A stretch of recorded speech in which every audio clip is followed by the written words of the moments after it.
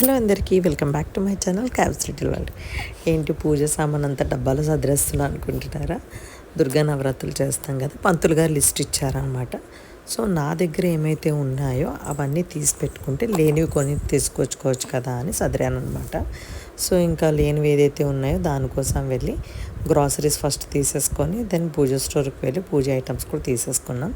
ఇంకా ఫైనల్లీ అమ్మవారి విగ్రహం చూడడానికి అయితే వచ్చేసామన్నమాట. మాకు విగ్రహం నచ్చింది, వాళ్ళు గట్టిగానే చెప్పారు. సో మేము బేరమాడి తీసుకున్నాము.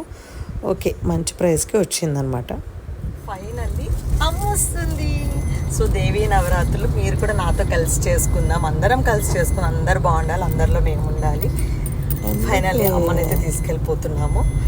మండే నుంచి ఇంకా మీకు డైలీ ఏ అవతారం రోజు ఎలా అలంకరణ చేశాను, ఎలా పూజ చేసుకున్నాం అన్నది డెఫినెట్గా ట్రై చేస్తాను పోస్ట్ చేయడానికి. నేనే పూజలో కూర్చుంటాను కాబట్టి నాకు వీడియో తీయడానికి ఎవరు ఉండరు మోస్ట్లీ.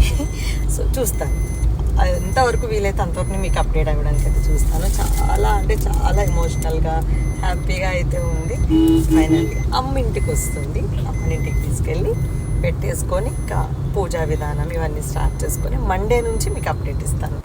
ఇంకా అమ్మవారిని ఇంట్లోకి అయితే తీసుకెళ్ళిపోతున్నాం. మేము వెళ్ళేసరికి అత్తయ్య హారతి రెడీ చేసి పెట్టారు.